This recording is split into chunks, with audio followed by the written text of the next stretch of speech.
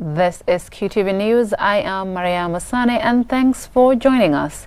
Now the main local, international and sports news headlines. The Minister of Information and Communications has described Parliament's rejection of the draft constitution bill as unfortunate and that government has wished that the draft got past the National Assembly for a referendum. We will also bring you public reactions to the rejection of the bill. The National Center for Arts and Culture, in partnership with the United Nations, on Friday held its presentation for ceremony for winners of the poetry and painting competition organized to commemorate the United Nations 75th anniversary. The people of Kunkujang Kaitaya and the Member of Parliament for Old Yundum constituency have called on authorities to help them recover part of the community football field, allegedly sold by the village Alkalu. In international news, September 26th is the United Nations International Day for the Total Elimination of Nuclear Weapons. We'll bring you more on that. And in sports, Banjul FC in Sweden are 3 games away from promotion to the Swedish 4th Division. Now the local news in detail.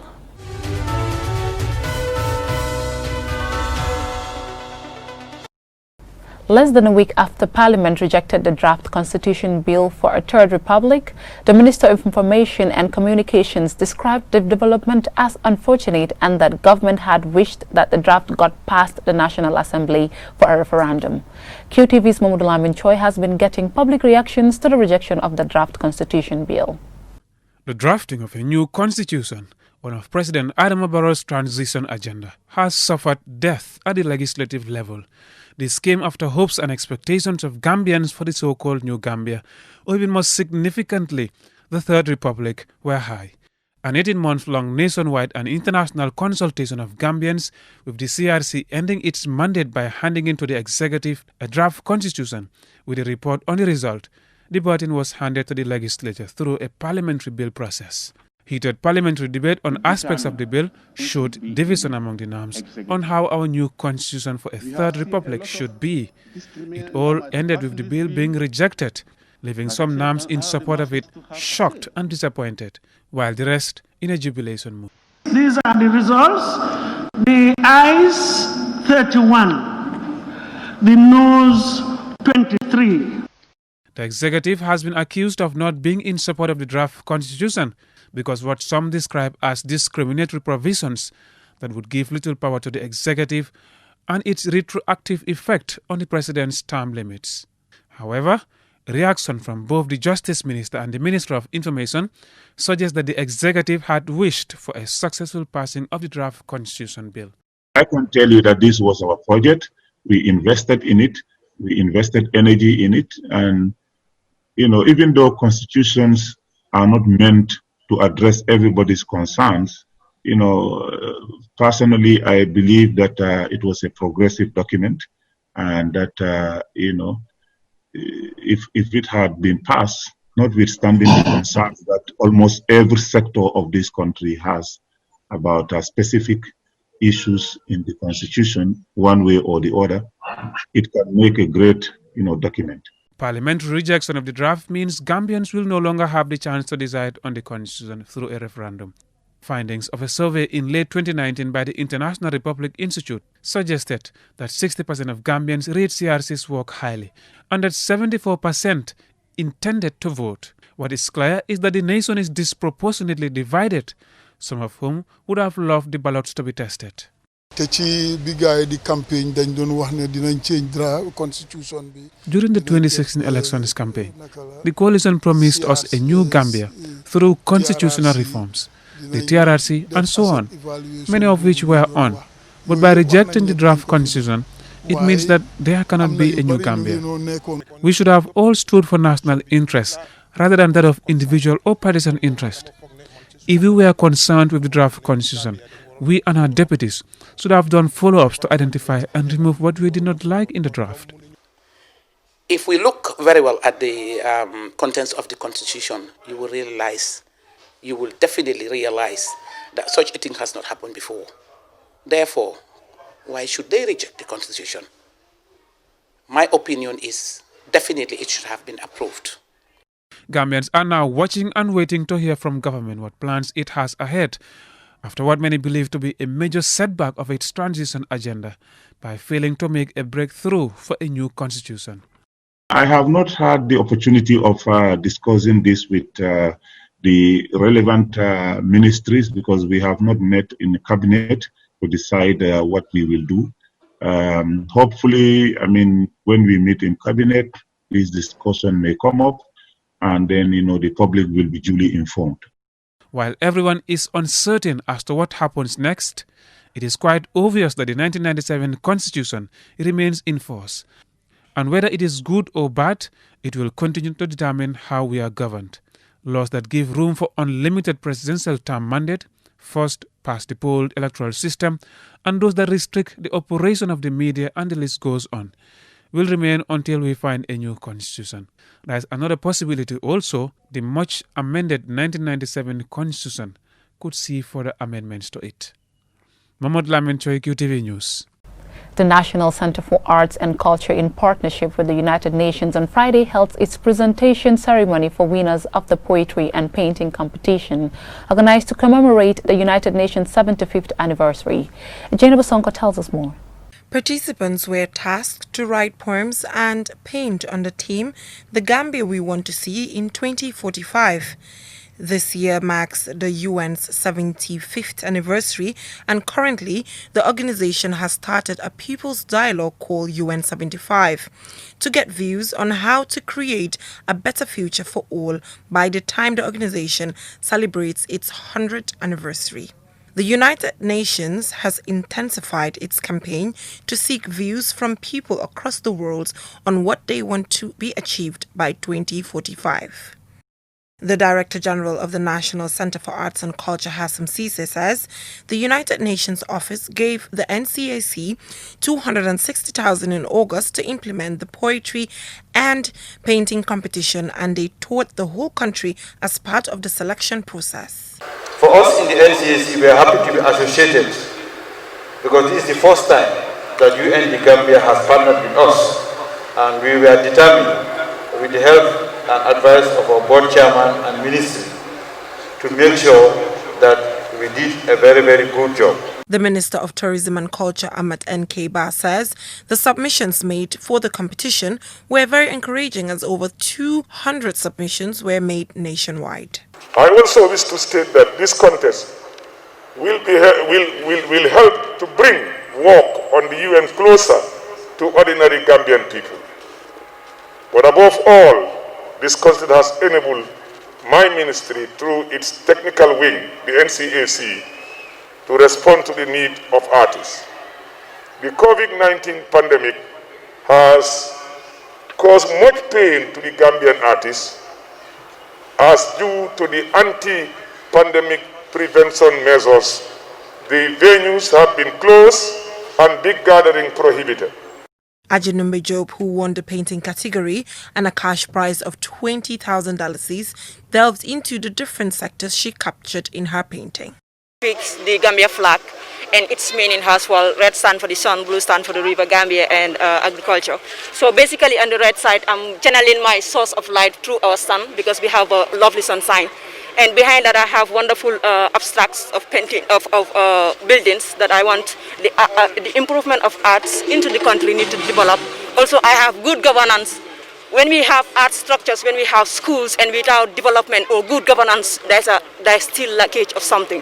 And also I have a bridge that across every tribal generation, being the Mandinka, the Jola, we can all do it. But when our hands are joined together. The United Nations Resident Coordinator Serafina Wakana applauds the National Center for Arts and Culture for championing a conversation on UN 75 and staging the competition despite the coronavirus pandemic.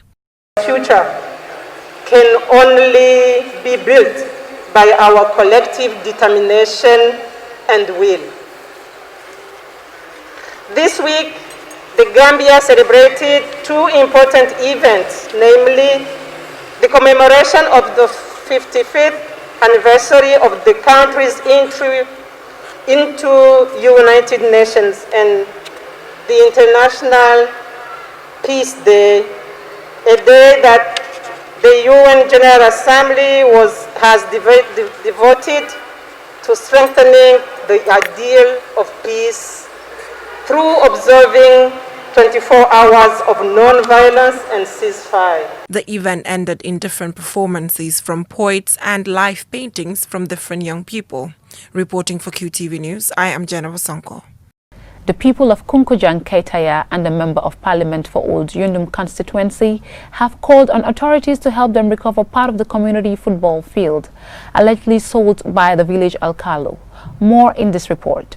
Following several meetings with the village alcalo, the district chief and members of the village development committee, residents of Kunkujang Kaitaya in the West Coast region are calling on authorities to help them recover part of the community football field, which was allegedly sold by the village head.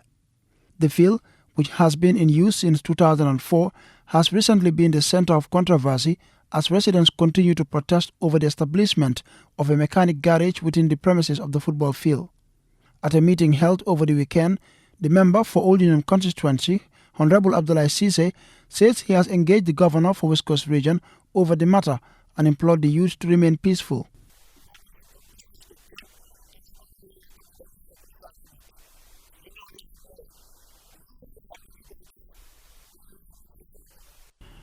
All that we want is for them to solve this issue, and they know what to do.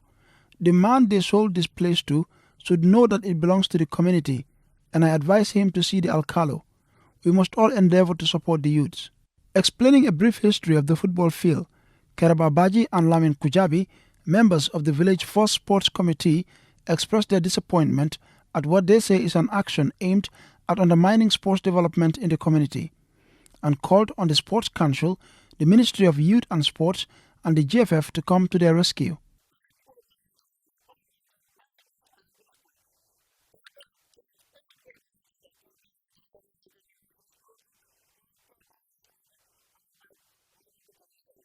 There was no development here apart from the primary school and Bajikunda. This place was given to us by government. The former Minister of Youth and Sports Samba Fall and Eric Tunde Jane, the late Chief of Combonat, led the demarcation team. I am saddened by what is happening here.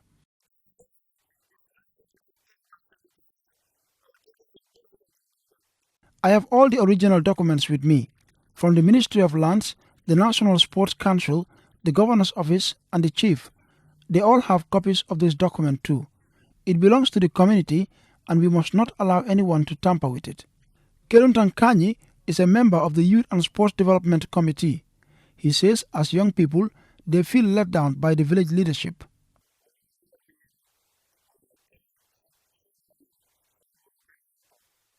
When the alcalo's son was telling them that this place is part of the football field, we were all present.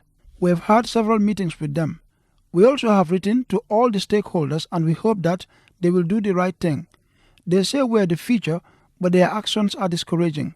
We shall remain peaceful and continue to engage the authorities. Other speakers included Demba Sane, chairman of the sports committee, Majabu Gay, member of the village development committee, and the ward councillor Fatu Jallo, who all expressed their disappointment and called on the authorities to intervene. Ansmane Sonyasi for Qtv News. We will go for a short commercial break, and when we come back, the news continues with more local news stories. Do stay tuned. Your favorite QCell service has gotten bigger. eFunkanta. Now you can loan bigger credit amounts to make life easier for you. Loan $75 and $100 and pay later. Yes, you heard me right. Get credit loan from $10 to $100 using eFunkanta by dialing *393#. Anytime you run out of credit, whether you want to buy Q Power, browse the internet, make urgent calls, or send SMS. eFunkanta is the service for you. Dial *393# and choose the loan amount of your choice with no hassle. For more information, call our customer care on 111. QCell, Sunyabus, the pioneers of mobile loan service in the Gambia. We innovate, others follow. Terms and conditions apply. Welcome back. National Nutrition Agency officials implementing the NAFA Quick Cash Transfer Project in URR have reached Basse, where there was a large turnout of people waiting to be processed to receive their money. Alhaji A.F. Jallo reports. Nana officials and partners were welcomed by long queues at Basse Sentosu, Kabakama, Mansujang, and Manekunda. During the exercise, we spoke to different people to shed light on the processes involved. This is where we investigate, we conduct some sort of interview to know the person that we are paying. Yeah? Because one, you need to ascertain whether you are paying the right person. Because we said household heads. So to know whether the person is the household head, need to be subjected to an interview. That's one thing. The other thing also we need to know is whether we are not paying duplicates. The GRM, that's the grievance redress mechanism. That's where you start and verify your documents. And then if you are okay, then they pass you on to us. This is where we take in your details, your name, your address, your family, household numbers, and so on and so forth. So that it will be, archived in the system for good. So as you can see, these are the beneficiaries. They will have their cards, which is been verified and checked all by the NANA people. Then from there, they come to us, where we do the payments. Here they receive their cards, provided that they have this NANA transfer, this NANA cash, vouchers, which is being stamped and being signed by the NANA people. So from there, they came here and we give them their money. In Basse Kabakama, the VDC committee member Ibrahim Sisse and the Alcalo, Fatou Danso, spoke about the registration exercise done by the local authority. Problem ga ko dum ko fonjidi no ordino ko mista hebidon kila time marokon no problem on. The problem here, since the rice distribution process, it was meant for household to be registered, but instead, compound heads were registered. Since that happened, we had a problem in Kabakama. Significant number of households were not captured. For the past weeks, since start of the NAFA quick cash transfer, there has been an increase in the number of ID card applicants. The issuing officer at the Simlex confirmed to us that a significant number of people are pouring into their office to secure the national document. We are receiving a very, very large number of applicants, be it Gambian nationals and other nationals resident in the region and elsewhere, coming for their documents, national ID cards, residence permit, and non-Gambian identity cards. People are coming in large numbers to get their documents. We have been here for a complete year, though we have been attending applicants here. But since last week, actually, we have recognized a great increase in the number of applicants coming to our doors. The number has increased in quite significant. Like I may say that we've been here for 1 year, 2 months now, but the last 2 weeks we received more than 300 applicants per day. So the number has increased rapidly, and we are associating it to this NAFA project that is ongoing. The NAFA Quick Cash Transfer Project will provide 2 cash transfer of $3,000 to 83,000 households in 30 districts across the country. It is a $31 million initiative supported by the World Bank called the Gambia Social Safety Network Project.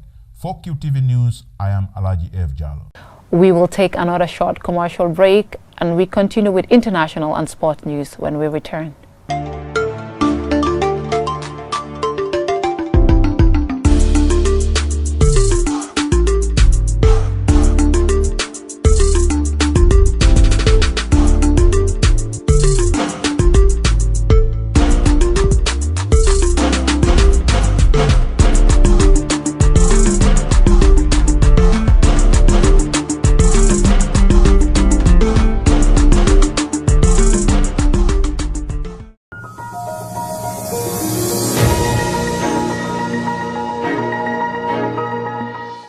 Welcome back. If you're just tuning in, this is Qtv News. In international news, September 26th is the United Nations International Day for the total elimination of nuclear weapons. The purpose of the day is to further the objective of the total elimination of nuclear weapons through enhancing public awareness and education about the threat posed to humanity by nuclear weapons. Babu Krasi has the rest of that story. The goal for the day is to provide an opportunity for the global community to reaffirm its dedication to the urgency for global nuclear disarmament and to mobilize newfound international efforts towards achieving a nuclear-free world. Relationships between states possessing nuclear weapons are characterized by division, trust, and an absence of dialogue, as they increasingly choose to pursue strategic competition over cooperation. The dangers posed by nuclear weapons are becoming scarier on a daily basis. The day highlights the need for nations with dangerous nuclear weapons to rethink their decision of handling dangerous nuclear weapons that would affect millions of lives if they were to be used. The United Nations Secretary General Antonio Guterres used the day to call on the states that possesses nuclear weapons to take a lead. According to him, countries with the nuclear weapon machines should take good faith and dialogue to restore trust and confidence, reduce nuclear risks, and take tangible steps in nuclear disarmament. The death, suffering, and destruction caused by the atomic bombing in Hiroshima and Nagasaki must not be repeated. The only guarantee against the use of these abhorrent weapons is their total elimination. The United Nations stands ready to work with all states to achieve this shared goal. September 26 is also the anniversary of the incident in 1983 when a nuclear war was almost launched in the Soviet nuclear weapons early warning system, which erroneously detected a U.S. ballistic missile attack against Moscow. The incident is graphically portrayed in the award-winning documentary called The Man Who Saved the World. This year, the United Nations General Assembly on Friday held a high-level plenary meeting in the ongoing 75th session of the General Assembly in order to commemorate and promote the International Day. The intent of the meeting is to increase public awareness about the threat posed by nuclear weapons to all of humanity and how their total elimination is necessary, and to mobilize international endeavors towards the common goal of a world free of nuclear weapons. There is a harsh reality in the face of these calls for elimination. For all the noble sentiments about the elimination of these deadly weapons, there is little sign that the major powers that possesses them are willing to give them up. Babukar C, Qtv News.